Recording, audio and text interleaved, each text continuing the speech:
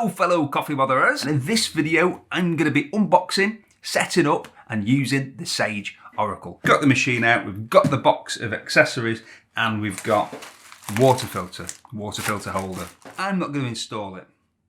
When you open this, there's a little sticker in here saying install water filter first. This is where you put the water if you don't want to take the tank out, and it tells you there to put the water filter in first, and then it tells you in the instructions of the Oracle Touch to install the water filter first. But then on the Oracle Touch, as you'll have seen if you watched that video, when you then go through the on-screen instructions, which is really simple to get started, it then tells you on the on-screen instructions to do a water hardness test, and I already know the water here is soft, and then says it's up to you whether you fit the water filter or not if you're in a low water area. And I'm like, well, I've already fitted it because you told me to in the manual and you told me to with that sticker. So in this case, I'm not going to bother fitting the water filter. Here's your locking wheel. So we can unlock that and move it around easily. Here's your tool storage. Great handy little thing. You can put your other baskets and stuff that I'll get out of there in a sec in there. And just bear in mind there's a way to put it in. That says wrong way. And I did that in the last video. I couldn't figure out why it wouldn't go in. It's because it was the wrong way. Accessories. The all-important manual, because we all read the manual, don't we? RTCM, as I said, read the chuffing manual. You get the jug, which I'm not going to bother getting out and using because I've got the one for the Oracle Touch, which is the same. And get steam wand cleaner.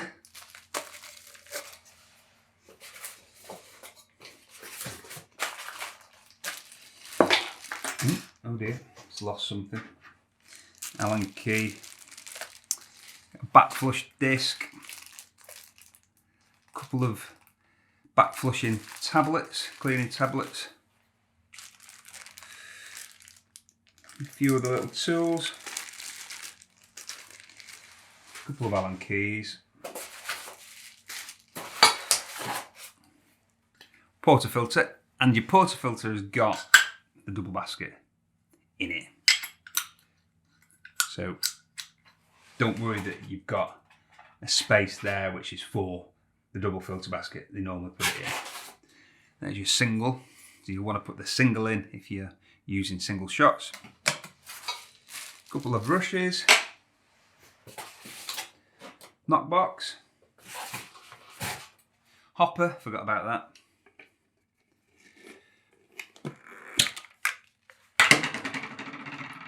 So you just put that on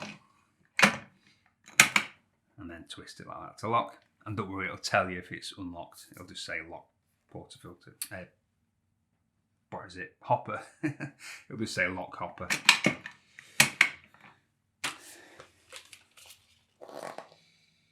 Take this bit of card out of the lid.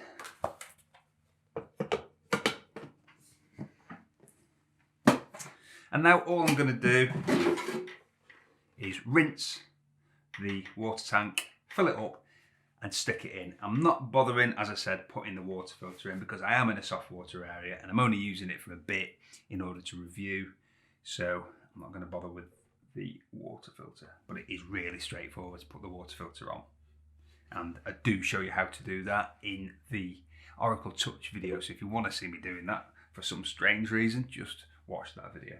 Okay, so now to plug it in, turn it on and set it up. Turn it on. Okay, so it's filled the boilers and now we've got this HRD3 flashing, and that's telling us to set the water hardness level from 1 being soft and 5 being the hardest. So we've got this water hardness testing strip which is on the manual, clipped onto the manual, or stapled on I think, or stuck on with glue. So you would just pull that out, stick it in water, and then just go by the indications to tell you if you've got soft or hard water. I don't need to do that because I know what the water hardness is here, so there's no point using that. So I'm just going to select 1. Beep. And there we go. It's heated up to 93 degrees Celsius, which is factory preset. Grind size, we're on 29. That is it. We're all set up. So I'm going to use the double basket. So I'm going to be pressing the double shot button. I'm just going to use it as is for now. Not going to tweak anything. I'm just going to see what we get. So I'm going to pull an espresso into this cup that I use for flat whites, and I'm going to steam some milk and turn it into a flat white. Dispense some hot water first and warm the cup up.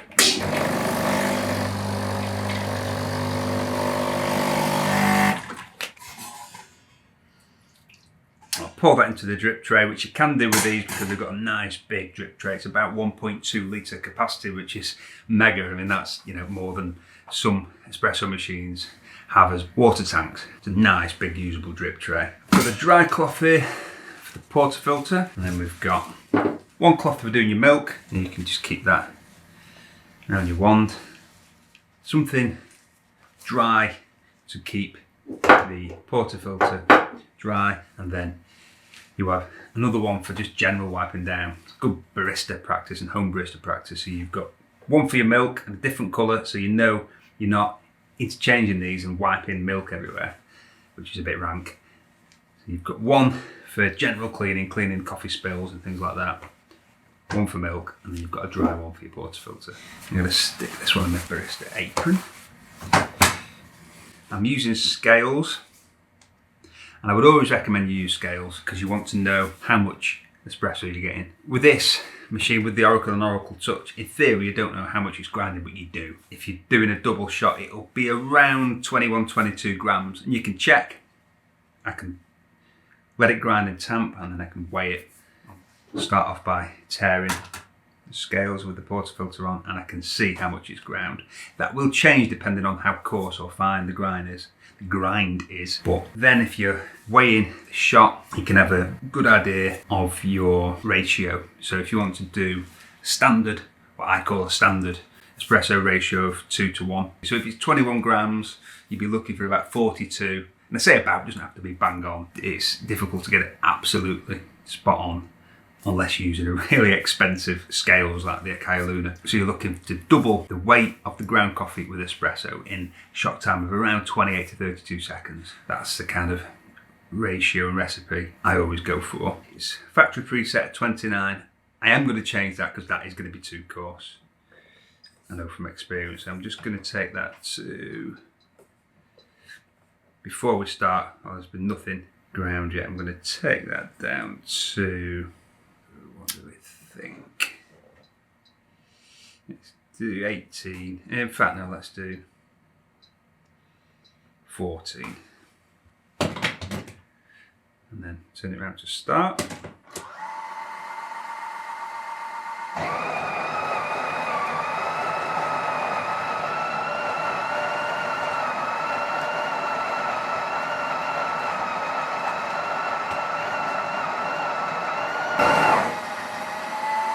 Noise, it's the fan thing is turning around, which is how it tamps. There we go. Let's see how much it's ground. 20.7 grams. So let's see what this is like. Lock it to the portafilter. Make sure you lock it tight. Cup on, the cup's nice and warm still. And now I'm just going to press the double shot button. See how much we get.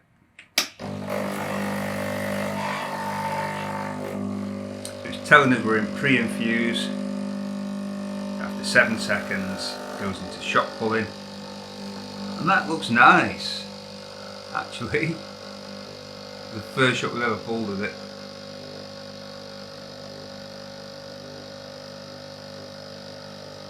Very nice, in fact.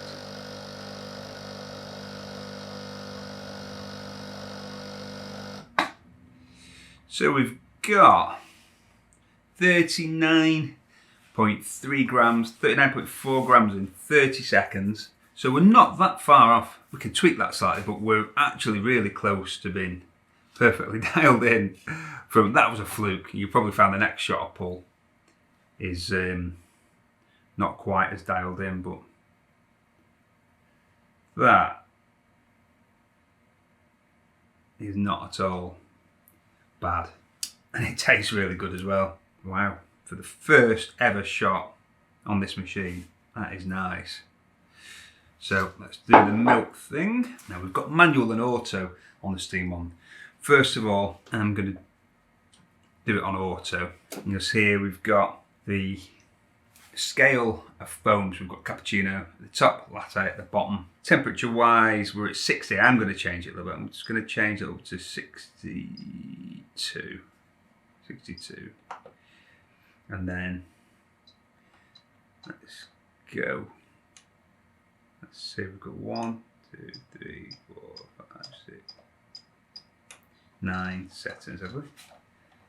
Oh, that's 1, 2, 3, 4, 5, 6, 7, 8, 9, yeah.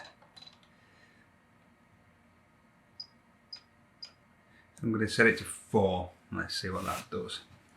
Oh yeah, so we've got. And then we'll just go flick it down to auto.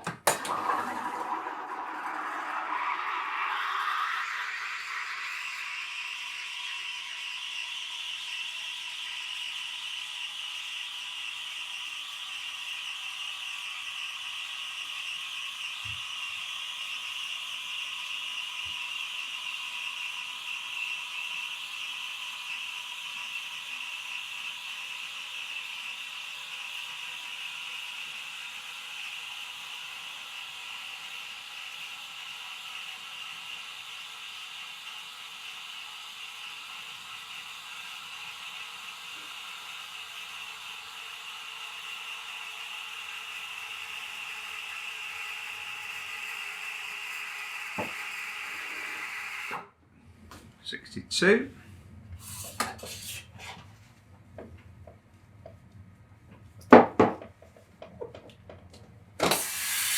Auto purge. That texture looks very good. Let's see.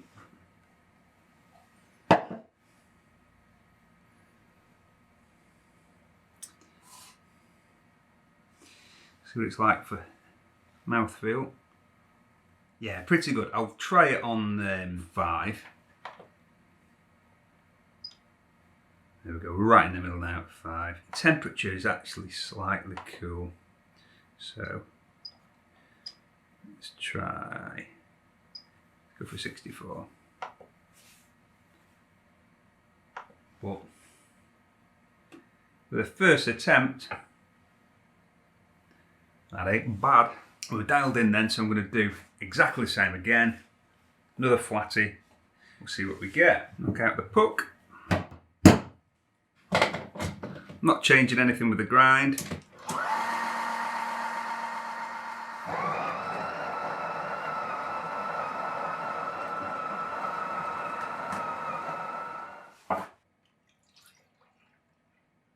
I'm filling the jug, by the way, to just the bottom of the indentation, the very bottom where the indentation starts inside the jug, because that's sort of where the machine is calibrated in terms of volume to do the auto steaming.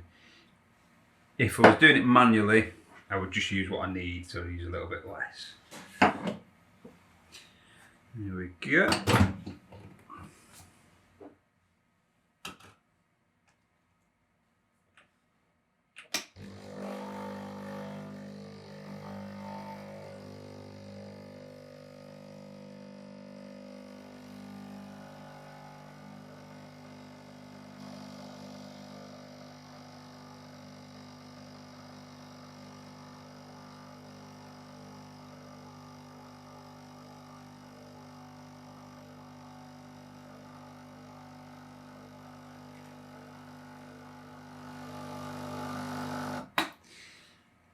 Bit more that time, so we've got 47, nearly 48 grams in 30 seconds from 20, well, I didn't weigh it, but it'll be about 21 grams again. So we do need to go a little bit more coarse on the grind. I'm not going to bother doing that in this video because this isn't a dialing in video. I'll do more videos and stuff like that, but this just gives you a little bit of a pointer. So as you can see on the first shot, we were flukily really dialed in, and we've gone slightly out. I always think with these integrated grinder machines, it takes a few shots to sort of embed. I don't know exactly why. It isn't grind retention. It's something to do, I think, with the machine heating up and the burrs heating up and stuff like that. It can be a little bit tricky when you're dialing in, you know, making a couple of shots when you've turned it on and it's cold. But again, that isn't bad at all. It tastes pretty good. So milk, we've got it to the middle now. In terms of froth, foam, and we've got it at 64. So auto.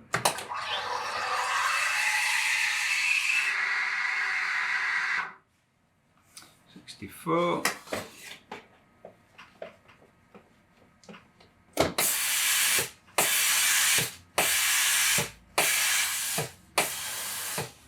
Milk looks good.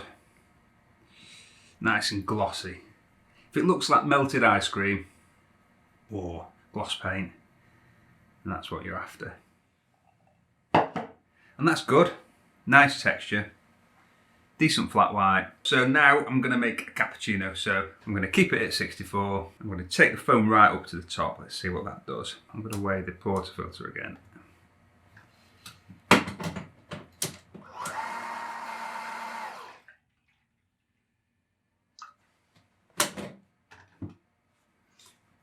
$21 grams, 21.1.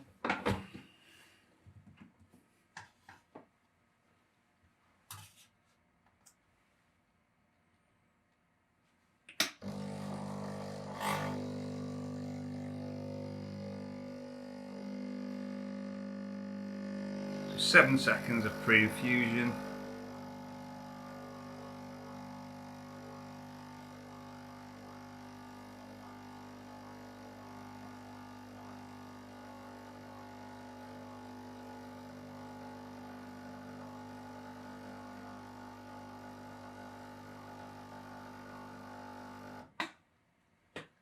We've got 55 grams of espresso. So as you can see, going a bit finer with the grind hasn't helped. We appear to be going more coarse, which, as I said, I think is just to do with the machine heating up. Pretty sure if I was to leave this on or use it for a while, we'd then be getting consistent shots. But at the moment, it appears everything's getting a bit looser as it heats up. Certainly not the worst shot I've tasted.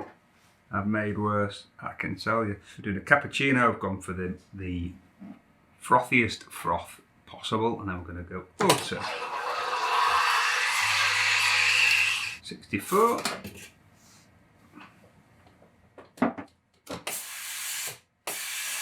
So it's still microfoam, that. This machine on auto, even at the highest froth level, still give you microfoam, not old school cappuccino foam. And click, where are we clicking? Here. Click here for my video on making old school cappuccino. This will make stiffer microfoam, but not old school foam, which is bigger bubbles rather than microfoam. But most people prefer this. If you don't, I'll show you how to use the manual steam setting. And I'm spilling it as I usually do. Camera.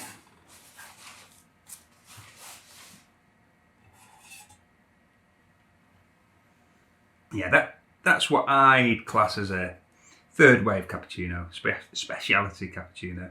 So a more modern cappuccino. Just quickly demonstrate. I have used this one manually actually, but it was about 6 years ago, 5 or 6 years ago, when my coffeeblog.co.uk was very, very new, and Sage very kindly, not knowing me from Adam, who's Adam, sent me one of these to use, and I didn't have a clue how to use espresso machines at that point. So I am probably going to mess this up, but I'm just going to have an attempt at making an old school cappuccino foam, just so I can show you. If you do like that kind of foam, I can show you how to do that. And we can steam at the same time, by the way, but it's difficult for me to multitask while I'm filming as well, which is why I'm not. I'm going to do this manually. What I'm going to do, as you've heard, when this was set to auto, it was doing gentle aeration for microfoam. That's like ripping paper, really subtle and intermittent ripping paper sounds. If you want the real old school cappuccino foam, you want to break the surface more, so you're not getting a subtle, but instead you're getting more of a sort of, rushing, whooshing, sort of more violent ripping sound rather than just a gentle sound. Hopefully you'll hear what it sounds like. So I'll just purge the wand. And let's do it.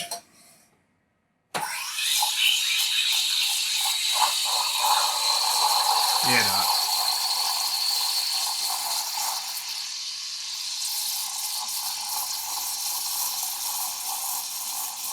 More like blowing through a straw into water or into a milkshake.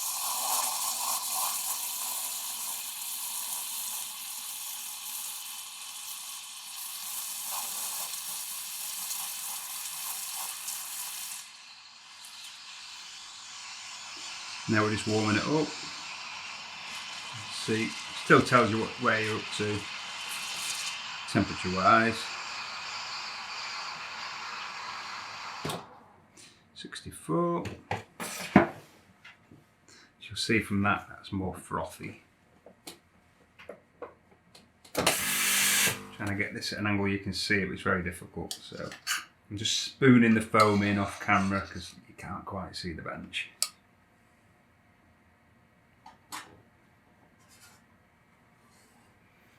There you go. That is what most people would think of as an old school cappuccino, 60s, 70s, 80s, 90s.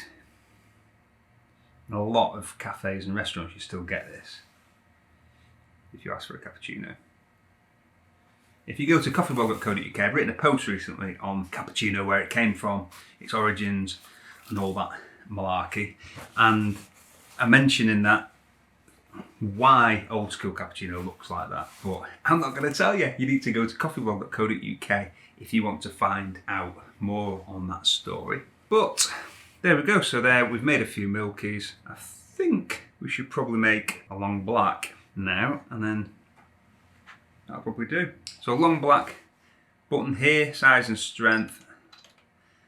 I'm going to go for small because I've only really got a small cup here.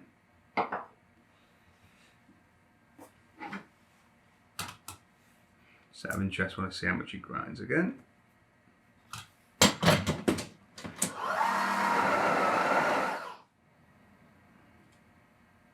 21 grams. Pre-infused long black, it says.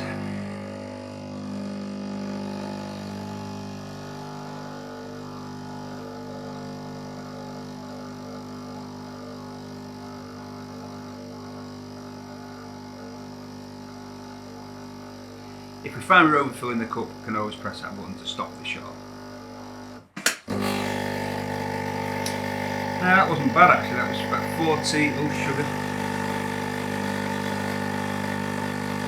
I was missing the cup with the hot water. It was about 43 grams I think of espresso before the water started coming in from 21 grams, so we weren't far off, dialed in. And I've stopped the shot because this cup isn't quite big enough even for a small long black, which is interesting. So I'm guessing small is about 10 ounce. I think this is 8 or 9 ounce glass cup thing. But that looks like a good long black or Americano. I shall taste it and tell you. It is hot, by the way, that is chuffing hot, which is good if you like your coffee chuffing hot. Yeah, it's good. It's what I would consider about perfect in terms of strength for an Americano or long black, whatever you want to call it. Being honest, I wouldn't really use that button for long black. I would, or for Americano, I would simply, I would do it the other way around. So I would use a hot water button to put hot water in the cup just to the point where I've got enough for the shot, and then I would pull a double shot into the hot water. That's how I would make my Americano or long black. But you know, if you want to just press one button, yeah, you can press that. But you can't fit particularly tall cups under the standard portafilter. So I've got this travel cup, for example, and you can see that's no good. You could get a bottomless portafilter, so you've not got that. But better idea is just get sort of wider cups rather than taller cups if you want bigger volumes. So anyway, I'm going to go because the battery's about to run out in the camera, which is a bit of a pain. So first use, all good, very impressive, but we'll do loads more videos with the Oracle and the Oracle Touch. So there you go, you've seen me using the Oracle for the first time, setting it up and unboxing it, obviously, otherwise it'd still be in its box. And as you saw, really impressed with it. In terms of, you know, getting a machine out of its box for the first time and then making espresso and flat white and Americano at that level, straight out of the box, very impressive. As you saw, I wasn't getting perfect results straight away in terms of being perfectly dialed in. These machines, in my humble opinion, aren't for perfectly, you know, 100% perfectly dialing in. Really, to do that, you need a standalone grinder and a standalone machine such as the Sage. Where is it? There. Oh no. Yeah, there. Because they're both black. The Sage dual boiler, for example, or other standalone espresso machines. If you want that level of home barista machine, if you want to get into the home barista hobby, but these kind of machines, for me, are for people who want that kind of, you know, really close to perfection, really close to home barista coffee without that learning curve and without the time and effort involved in that. And for the kind of coffee you can get with these machines, how close I just got straight out of the box with virtually no faffing around to the kind of coffee I would get from using a Sage dual boiler or, you know, another decent home barista espresso machine and a standalone grinder. And with the knowledge and experience I've developed over the past 5-6 years of being into the home barista thing, and you know, with all that learning curve, I got so close just from opening the box and pressing a button, very close to the kind of coffee I'm used to at home from using standalone machines and, you know, tinkering with it to get perfect extraction. So really impressive. You can't take that away from these machines. And as I've said, in future videos, I'm going to get much more in depth. And in the next video, I'm going to do a side-by-side comparison between the Oracle and the Oracle Touch. So thank you very much for watching. And if you've liked this video, please click the like button. Thank you very much. It does something to do with the algorithm or something. More people end up watching the video that way, so please do that. Cheers. And if you did like this video, why not click here to watch another one. And don't forget, to become an official coffee botherer, you need to click my face around here somewhere. And to become an accredited, fully accredited coffee botherer, also known as Patreon supporter, go to patreon.com/coffeeblogkev. Tatty bye.